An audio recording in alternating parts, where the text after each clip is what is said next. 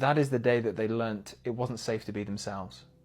That is the key takeaway here, because that's the version of yourself that you're acting out in your subconscious mind. It's also called the shadow self. These are the elements of ourselves that we learned were not safe to act out in the real world. Or so we push them into the shadow and push them into the shadow. You and your reaction to the world is actually you reacting to your shadow that you see out in the world. You reject it in yourself, therefore you reject it in others. Can our minds keep us sick? You bet they can, absolutely. So you have your subconscious mind and your conscious mind. And if we just draw a little diagram, you know I like diagrams.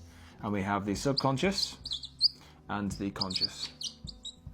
Although it's much more like the subconscious is huge and the conscious mind is just up here, this little guy sat on top making all the decisions, or what you think of making the decisions. Your subconscious mind is a collective memory for everything that you've experienced so far. However, it will be set in certain settings. So imagine your subconscious mind. Inside here, there are lots and lots of switches for different things. These are little levers, like for things you like and things you don't like, and they're all switched a certain way.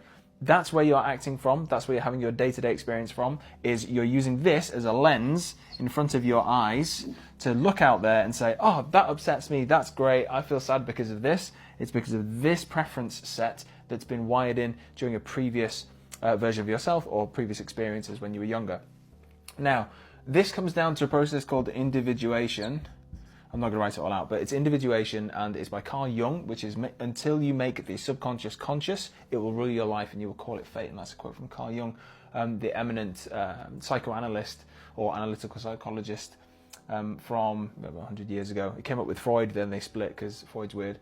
So this is mainly what's running your life, but the important point is your subconscious mind also runs your autonomic nervous system. That's the big takeaway here. And the autonomic nervous system has two modes it can run in. It can run in rest and digest, or fight and flight and freeze. Okay. When you are in fight and flight, your liver function drops by 20%, kidney function drops by 20%, your stomach acid drops, your immune system function slows down because it's long-term and high energy using. So in order to get you out of the situation that you're in, the body will use the nervous system to shift you over into fight and flight and freeze and just put all those systems offline. Rest and digest is quite the opposite. I'm not going to go into that bit, but that is where your nervous system is saying everything's cool, everything's fine, we're good up here. Run your processes, everything's safe, no lions, tigers and bears, right? So it's just safety. Safety, normal, long-term survival processes come back in, such as your immune system, your digestive system, your liver, kidneys, all those things. So, what do you think happens if your mind is acting from a place in the subconscious, focusing on your autonomic nervous system, moving into fight and flight and freeze every single day? What do you think happens to your long-term health? Could it be true that chronic suppression of your liver, kidneys, stomach acid, pH, digestive function and immune system would have long-term effects on your overall physiology and health status? I think so. So this switch system is very important. Each of these beliefs can be flicked the other way. You can change how you believe about something, but you must have an emotional experience with it. That's where active visualization or mental rehearsal comes into it. We'll go into that in another video. But I just want to make dead clear to you that most people are walking around acting out the same day that happened in their subconscious mind that was recorded in 10, 15, 20 years ago about who they think they are. And that is the day that they learnt it wasn't safe to be themselves.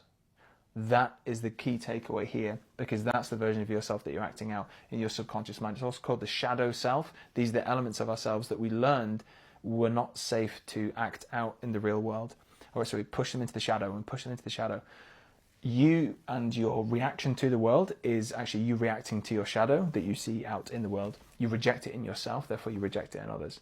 And until you can integrate that, and that's the process Carl Jung called as individuation, then you're going to be pushing your autonomic nervous system into fight and flight and freeze on a daily basis. And I think most people do that in the West. And so this is where meditation, breath work, conscious visualization of your future self, experiencing yourself from the future in real time without those limitations and those perceptions of yourself. So that is my mild obsession with the conscious and subconscious mind and its health benefits, especially for chronic and autoimmune conditions and eczema, things like that. See you in the next video.